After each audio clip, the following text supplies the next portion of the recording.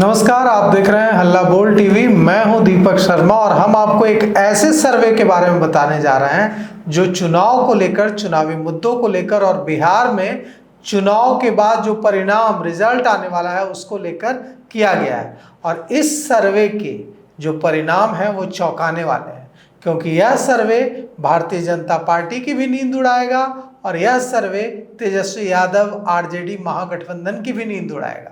तो यह सर्वे है ION भारत के लिए किया गया मशहूर सेफोलॉजिस्ट राम बंधु के द्वारा किया गया है। और हमारे साथ आज खुद स्टूडियो में मौजूद है राम बंधु जी। तो आपका बहुत बहुत स्वागत है राम बंधु जी। आपका। यह जो सर्वे ION भारत के लिए आपने किया है, आपका नाम भारत के मशहूर सेफोलॉजिस्ट में से एक है, तो इस सर्वे में ऐसी कौन सी बात आई है जिससे भारतीय जनता पार्टी भी परेशान है और महागठबंधन आरजेडी भी परेशान है?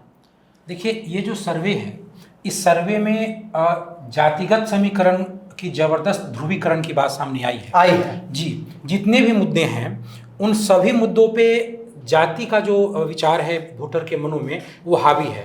ऐसा 2000 अगर हम 24 के लोकसभा चुनाव को देखें या पिछली बार 2020 के विधानसभा चुनाव को देखें तो उनमें जातिगत पैटर्न पे जो वोटिंग होती थी उसके अतिरिक्त भी कई ऐसे वोटिंग का मुद्दा था, जैसे कि एक पलायन का मुद्दा था जो तेजस्वी यादव बड़ी जोर शोर से उठा भी रहे थे 2020 में। उन्होंने कहा था कि जब मेरी सरकार बनेगी तो सबसे पहले ही दिन मैं कलम से कई लाख नौकरियां दे दूंगा। तो एक मुद्दा था पलायन का और वो मुद्दा जाति से अलग था और जाति के समानांतर ही वो भी मुद्दा था लोगों के मन में। तो जाति का मुद्दा तो बिहार की राजनीति में हमेशा रहा है, केवल बिहारी नहीं, इस बार ज्यादा जी प्रमुखता से ध्रुवीकरण हो रहा है। इस बार पिछली बार से ज्यादा ध्रुवीकरण हो रहा है जाति आधार जी, जाति आधार पे। और दूसरे मुद्दों पे, अन्य मुद्दों पे जाति आधारित जो वोटिंग पैटर्न का जो मसला है वो अन्य मुद्दों पे हावी हो चुका है। वोट अधिकार यात्रा जो निकली जी, वो मुद्दा ऑपरेशन सिंदूर का मुद्दा, ये मुद्दा नहीं है। देखिए, SIR का मुद्दा हो गया, वोटर अधिकार यात्रा जो निकल गया, इसके अतिरिक्त पलायन को लेकर के जो ऑपरेशन सिंदूर कितना बड़ा मुद्दा है? ऑपरेशन सिंदूर मैंने जो 10 सवाल पूछे हैं उनमें सबसे कम लोगों ने अगर सहमति प्रकट की है कहीं भी तो ऑपरेशन सिंदूर को लेकर के। मैंने जो 5000 लोगों से बातचीत किया उसमें से मात्र 10 लोग यानी 0.2% लोगों ने ही कहा कि हम ऑपरेशन सिंदूर के आधार पे बीजेपी को। ये तो बहुत चौंकाने वाली बात है। भारतीय जनता पार्टी तो ऑपरेशन सिंदूर को बड़ा मुद्दा बना रही थी। प्रधानमंत्री नरेंद्र मोदी जब भी बिहार आ रहे थे तो अपने भाषणों में ऑपरेशन सिंदूर की बात कर रहे थे, यहीं से उन्होंने बड़ा ऐलान किया था। और आप कह रहे हैं कि आपका जो सर्वे है उसमें यह निकल कर आया है कि ऑपरेशन सिंदूर बिहार के इस विधानसभा चुनाव में मुद्दा नहीं होगा। जी, इस चुनाव में बिल्कुल मुद्दा नहीं होगा, क्योंकि इस बार जो जातिगत ध्रुवीकरण इतने जबरदस्त तरीके से हो चुकी है कि हर मुद्दों का मूल्यांकन जाति की तासीर पे इस बार वोटर देखने को तैयार हो चुका है। इसीलिए केवल कितने प्रतिशत वोटर हैं जो कह रहे हैं कि हम जाति आधारित मुद्दों पर वोट करेंगे? देखिए, अगर जो मेरा पहला सवाल था वोटिंग पैटर्न में जाति आधारित वोटिंग पैटर्न के बारे में, तो 34.4% लोगों ने ये कहा कि वो जाति के आधार पर वोट देंगे। लेकिन उसके बाद मैंने जो 10 सवाल डिजाइन किया था तो जब मैं लोगों से बातचीत करने लगा तो सबसे अधिक लोग 34.4% लोगों ने जाति के आधार पे, जातिगत लीडरशिप के आधार पे वोटिंग करने की बात कही।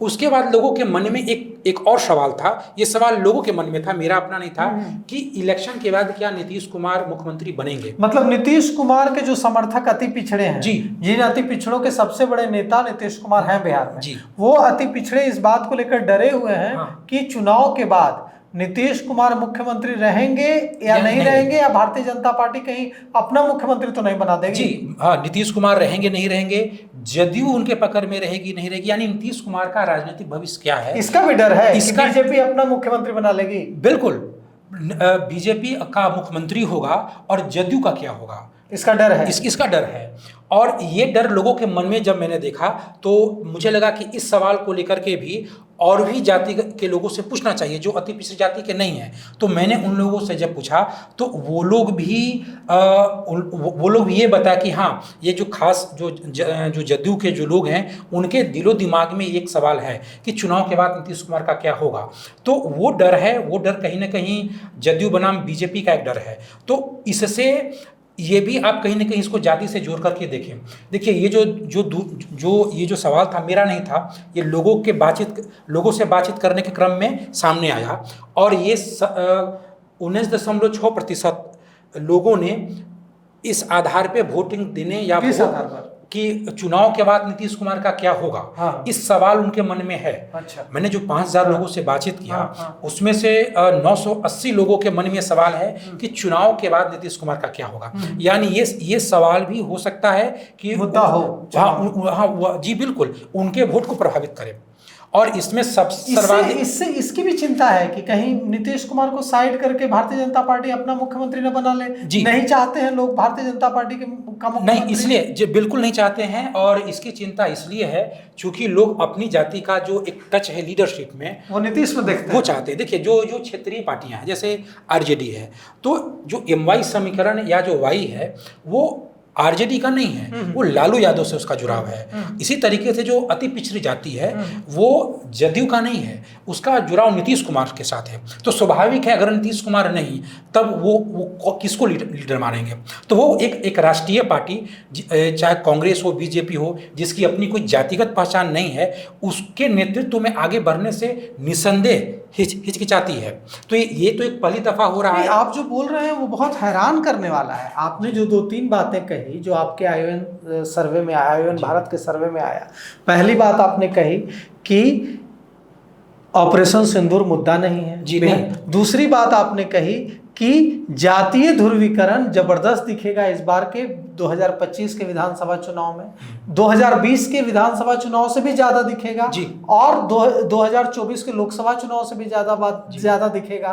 तीसरी बात आपने कही कि नीतीश कुमार बिहार में अति पिछड़ों के सबसे बड़े नेता हैं और अति पिछड़ों के मन में यह डर है कि कहीं भारतीय जनता पार्टी उन्हें चुनाव के बाद साइडलाइन करके अपना मुख्यमंत्री न बना दे। मतलब अति पिछड़े चाहते हैं कि नीतीश कुमार ही मुख्यमंत्री रहे या नीतीश कुमार के उत्तराधिकारी निशांत कुमार को चाहता है। देखिए उनके मन में एक नीतीश के बाद अगर निशांत आते हैं तब तो मुझे लगता है कि ये बेहतर हो जाएगा एनडीए के लिए भी और जदयू के लिए भी, क्योंकि वोटों का भी खराब नहीं होगा। मूल बात जो ये समझने वाली है कि अति पिछड़ी जाति बीजेपी को पसंद नहीं करती है, कांग्रेस को पसंद नहीं करती है, उसको नीतीश को भी पसंद नहीं करती, उसको नीतीश या नीतीश जैसा कोई चाहिए। मतलब अति पिछड़ी जातियां अभी भी भारतीय जनता पार्टी, कांग्रेस और आरजेडी के साथ जाने के लिए तैयार नहीं है। उनकी पसंद नीतीश के साथ वो उनका एक लीडर है नीतीश कुमार, तो वो नीतीश कुमार या नीतीश कुमार जैसा एक लीडरशिप चाहिए उनको। और अगर लीडरशिप रहेगा अति पिछड़ी जाति का कोई भी नेता, तो वो उस वोटों को समेट के रखेगा, वरना उस वोट बैंक में विखराव हो सकता है। फिर तो जिस विधानसभा क्षेत्र में जो उनकी जाति का होगा उसका जो प्रभाव होगा, उसके कई कारण होते हैं, कई तरह के बिंदु हैं प्रभाव होने के, लेकिन फिर वो अलग अलग विधानसभा क्षेत्रों में अलग अलग तरीके से बिखर जाएगा। तो ये एक टास्क है जदयू के लिए भी, ये समझाने के लिए अपने जनाधार को कि इलेक्शन के बाद भी जदयू कैसे नीतीश कुमार के उसके नेता बने रहेंगे और कैसे नीतीश कुमार का राजनीति आगे भी रहेगा। ये मुझे लगता है कि जदयू का टास्क है। ये चुनाव प्रचार के दरमियान उनके लिए करना जी हाँ, ये सबसे बड़ा टास्क है। और अगर ऐसा होता है, इसके कई तरीके हैं। मान लेते हैं कि नीतीश कुमार पिछली बार की तरह बेधड़क रैलियों में जाएं और लोगों से मिलें, लोगों को लगे कि नहीं वो इनकी तबीयत बिल्कुल ठीक है, जिस तरह की अटकलबाजी मीडिया में लगाई जाती है। या फिर निशांत आ जाएं, अगर निशांत भी आ जाएं तो जो उनका जो जदयू का जनाधार है उनको अपना नेता रहेगा जी, उनको अपना नेता बिल्कुल स्वीकार। अच्छा, निशांत कुमार को नीतीश कुमार का जो सपोर्ट बेस है अति पिछड़ा, वो निशांत कुमार को उसी रूप में नीतीश कुमार के रूप में स्वीकार करने के लिए तैयार है। सर्वे में क्या आया? बिल्कुल सहज तैयार है और ऐसा होता है। देखिए ये कोई अस्वाभाविक बात नहीं है। जैसे कि आप लोजपा का देख लीजिए, लोजपा का जो पासवान समाज है वो रामविलास चिराग सह स्वीकार कर दी, तेजस्वी यादव को यादव समाज सह स्वीकार कर ली। तो इसमें कोई ऐसा वाली बात नहीं है। असल जो महत्वपूर्ण बात यह है कि अगर लोगों के मन में कंफ्यूजन रहता है, राहुल गांधी का जो वोटर अधिकार यात्रा निकली राहुल गांधी की जी, इसमें इसको किस रूप, ये मुद्दा नहीं बन पाया। देखिए वोटर जोड़ना, डिलीशन, हटाना। देखिए राहुल गांधी जो 2024 में उनका जो संविधान बचाओ यात्रा था, तो उसको उन्होंने आरक्षण से जोड़ा। यानी उन्होंने कहा कि बीजेपी आएगी तो संविधान बदलेगी। संविधान में क्या बदलेगी? तो आरक्षण खत्म करेगी। तो उसमें एक जातिगत टच था।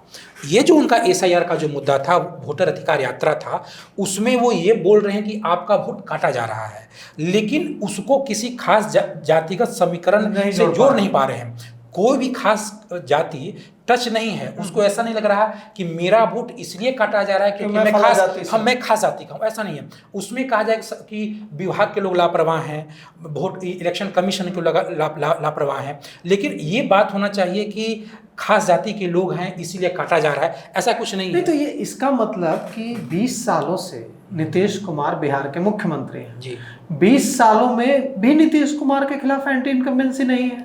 देखिए भ्रष्टाचार मुद्दा नहीं है। देखिए भ्रष्टाचार का मुद्दा जो अभी जन स्वराज की ओर से उठाया गया, इसके अतिरिक्त एक शराबबंदी का मुद्दा होता है, चाहे आरजेडी हो या जन स्वराज हो, वो कहती है कि हम आएंगे शराबबंदी खत्म कर देंगे। शराबबंदी का भी मुद्दा अब दिलो दिमाग में लोगों में नहीं है, क्योंकि अब कोई भी जब शराबबंदी हुआ था तो बड़े पैमाने पर दलितों की गिरफ्तारी हुई थी, अब ऐसा कुछ है नहीं, उसमें उदारीकरण हो गया है। तो शराबबंदी का कई समाज पे नकारात्मक प्रभाव पड़ रहा है, लेकिन जो दलित लोग हैं जो उस पेशे से जुड़े हैं वो अब उनकी गिरफ्तारी उस तरीके से नहीं हो पा रही, वो अपने आप को पीड़ित नहीं महसूस कर रहे हैं, इसलिए वो मुद्दा अब लोगों के मन में नहीं है। और ऑपरेशन सिंदूर भी नहीं है। नहीं, एंटी इनकम्बेंसी नहीं है लोगों में। नहीं, एंटी इनकम्बेंसी सरकार के प्रति है तो, लेकिन इसके बावजूद वो नीतीश कुमार का वोटर नीतीश कुमार के साथ है, आरजेडी के साथ नहीं जा रहा है। नहीं, देखिए 5000 लोगों में 14.7% लोगों ने का जो मुद्दा था वो भूमि विवाद और कानून व्यवस्था था। भूमि विवाद से मेरा मतलब भूमि सर्वे आदि से नहीं है। भूमि विवाद में 4-5 सर्वे जो नकली कागजात बनाए जा रहे हैं, हत्याएं हो रही हैं, उसके कारण किसानों की जमीन भी जाती है और वो पुलिस और न्यायपालिका का एक साइकिल शुरू हो जाता है, फिर रिश्वत देना, जेल जाना, तो और उसके कारण हत्याएं भी हो रही हैं। आप देखेंगे कि बिहार में बड़े पैमाने पर भू माफियाओं का दबदबा हो गया है, छोटे बड़े मंझले हर स्तर पे हो चुका है। तो उसके कारण एंटी इनकम्बेंसी है, कानून व्यवस्था के कारण सरकार के प्रति एंटी इनकम्बेंसी है, लेकिन उसके कारण जो वोट पैदा होता है वो आरजेडी की तरफ नहीं जा पाता। क्यों इसलिए एंटी इनकम्बेंसी और सरकार से नाराजगी के बावजूद क्यों नीतीश कुमार का वोटर नीतीश कुमार को छोड़कर तेजस्वी के साथ नहीं जा रहा है? क्योंकि आज भी जनता कानून व्यवस्था के मसले पे राजद पे विश्वास नहीं कर पाती। नहीं, ये सर्वे में दिखा जी, इसीलिए सर्वे में दिखाई जी वो विश्वास नहीं कर पाती। और देखिएगा एक और बात है, जो भी मतलब इस जनता कह रही है कि कानून व्यवस्था को बेहतर करने का जो वादा रोज सुबह उठकर माइक्रो ब्लॉगिंग साइट एक्स पर तेजस्वी यादव करते हैं, तो तेजस्वी यादव पर यह भरोसा नहीं है कि तेजस्वी यादव मुख्यमंत्री बनेंगे तो बिहार में अपराध खत्म हो जाएगा। नहीं, बिल्कुल इसको लेकर भरोसा नहीं, बिल्कुल नहीं है। तो यही कारण डर है और लोग के बढ़ जाएगा। जी हाँ, ऐसा डर है, वो विश्वास नहीं कर पाते। ये डर भी है कि अगर वो आएंगे तो और बढ़ जाएगा।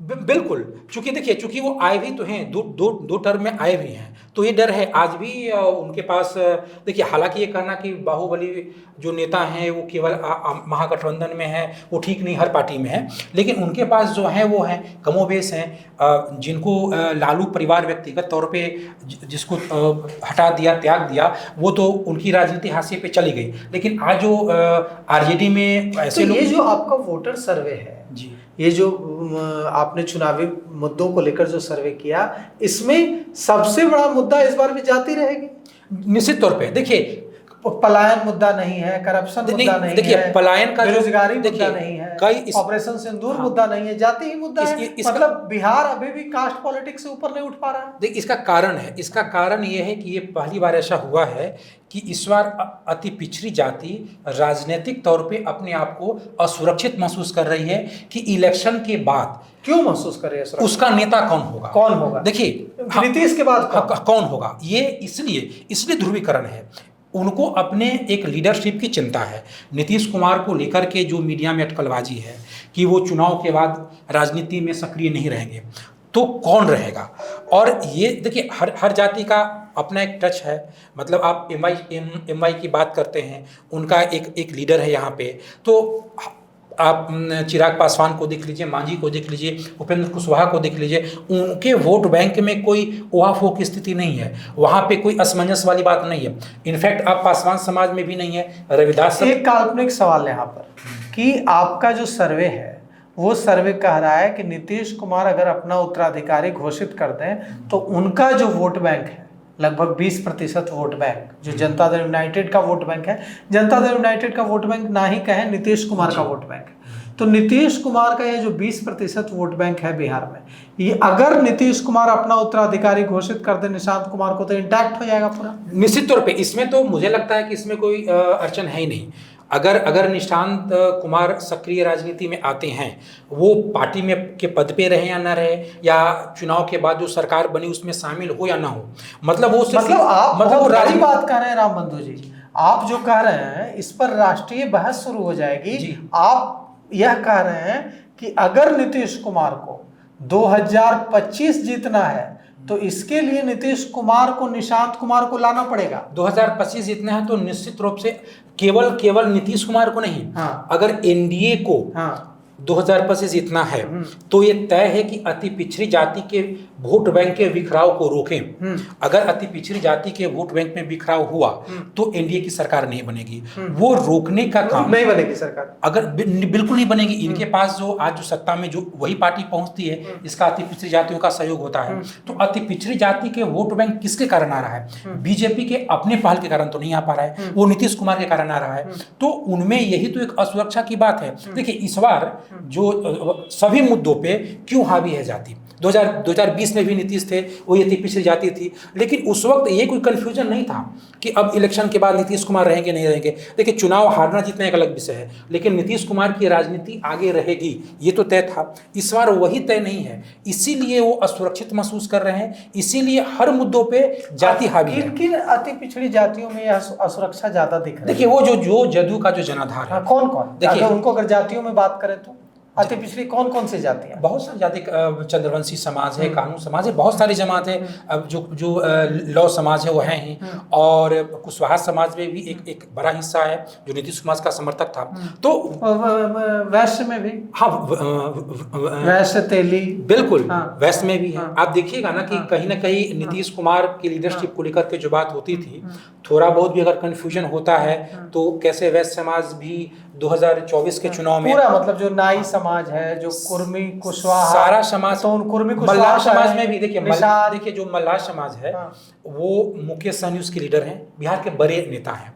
लेकिन उनका जो भी वोट बैंक है मल्लाह समाज का, उनमें जो जितनी भी उपजाति 22 या 24 उपजातियां हैं, तो वो मात्र 40% ही मल्लाह समाज का नेतृत्व करते हैं, 60% तो नीतीश कुमार के खेमे में है। तो मतलब आप ये बोल रहे हैं कि कुर्मी कुशवाहा, ये जो लवकुश समीकरण है, इसके अलावा जो अति पिछड़ी, कुर्मी कुशवाहा तो अति पिछड़ी जातियां हैं नहीं, अब अति पिछड़ी जो जातियां हैं वो डर रही है कि कहीं वो अपना नीतीश कुमार वाला जैसा नेता खो न दे। जी बिल्कुल, और इसी के कारण इसमें बिखराव होने की उम्मीद है। अगर ये मैसेज नहीं जाएगा कि नीतीश कुमार चुनाव के बाद भी वो राजनीति में सक्रिय रहेंगे, या निशांत कुमार या निशांत कुमार आएंगे, अगर ऐसा कुछ नहीं जाता है तो उस वोट में बिखराव होगा। क्योंकि देखिए मुद्दे अलग हैं, पलायन का मुद्दा, बेरोजगारी का मुद्दा एक अलग है। मतलब आप कह रहे हैं राम बंधु जी, नट सेल में अगर इसको डिकोड करें, अगर इसका सारांश निकालें, तो आप कह रहे हैं कि 2025 में अगर आपके सर्वे में आया यह बात सामने आई कि 2025 में अगर नीतीश कुमार ने निशांत कुमार को आगे नहीं लाया चुनाव से पहले, तो अति पिछड़े वोट बैंक में बिखराव हो सकता है और नीतीश कुमार और एनडीए की हार हो सकती है। निश्चित तौर पे देखिए जो जनता है, अति पिछड़ी जाति के लोग हैं, उनके लिए एक सबसे बड़ी समस्या है एक लीडरशिप, एक नेतृत्व है। क्योंकि बहुत बड़े प्रयासों के बाद नव सामंत से बचा है, जो उनको नव सामंत से बचा है। निश्चित नव सामंत कौन है? देखिए नौ सामंत तो वही है जो लंबे समय तक सत्ता में रहे और जिनके कारण अति पिछड़ी जातियां डरी हैं, यादव जी। और उसके बाद वो नीतीश कुमार के नेतृत्व में आए, तो और एक लंबे संघर्ष के बाद वो नीतीश कुमार के सुरक्षित महसूस करते हैं आज के। जी देखिए कारण ये है, देखिए प्राय आमतौर पे अगर आप बातचीत करेंगे तो जाति आधारित वोटिंग पैटर्न को लोग गलत मान लेता है, लेकिन जाति आधारित वोटिंग पैटर्न का एक अच्छा पहलू यह है कि उसके नेता के कारण उस समाज को सत्ता में हिस्सेदारी मिलती है और सम्मान भी मिलता है। इसीलिए लोग अन्य मुद्दों से अधिक अपनी जातिगत आधारित वोटिंग पैटर्न को महत्व देता है। तो अगर मान लेते हैं उनका नेता है ही नहीं, जो नया मंत्रिमंडल बनेगा, नया विधानसभा बनेगा 2025 इलेक्शन के बाद, उसमें नीतीश कुमार रहेंगे ही नहीं। अगर प्रभावशाली भूमिका में, तो अति पिछड़ी जाति का नेतृत्व कौन करेगा? कौन करेगा? क्या बीजेपी करेगी या आरजेडी करेगी? ये बड़ी बड़ा सवाल है। तो आप ही कह रहे हैं ना कि अति पिछड़ों को न बीजेपी पर भरोसा है न तेजस्वी पर भरोसा है। अब देखिए, अभी नीतीश कुमार का जो जनाधार है, वो इंटैक्ट है, लोकप्रियता आज भी जमीनी स्तर पे जस का तस है। उनके स्वास्थ्य को लेकर के जो भी बातें हुई है, जो भी चिंताएं हो रही हैं, उससे उनका जो जनाधार गड़बड़ाया नहीं है, लेकिन उसको चिंता है जी, मतलब आगामी विधानसभा में कौन उनका नेता होगा। ये एक उनके साथ बुनियादी सवाल है, उनका नेता कौन होगा आगामी विधानसभा में। तो राम बंधु जी जो कह रहे हैं जी, वो बहुत बड़ा खुलासा है। यह खुलासा यह है कि नीतीश कुमार का वोट बैंक इंटैक्ट है लेकिन डरा हुआ है। अगर नीतीश कुमार ने अपने बेटे निशांत कुमार को आगे नहीं लाया, क्योंकि इनके सर्वे में, आयोजन भारत के सर्वे में यह बात सामने आई है कि निशांत कुमार का नेतृत्व स्वीकार करने के लिए कुर्मी, कुशवाहा और अति पिछड़ा तैयार है। तो अगर निशांत कुमार को नहीं लाते हैं नीतीश कुमार, तो यह चुनाव जीतना मुश्किल हो सकता है नीतीश कुमार के लिए और एनडीए के लिए। तो फिलहाल इस पेशकश में इतना ही। आगे की खबरों के लिए देखते रहिए हल्ला बोल टीवी। शुक्रिया।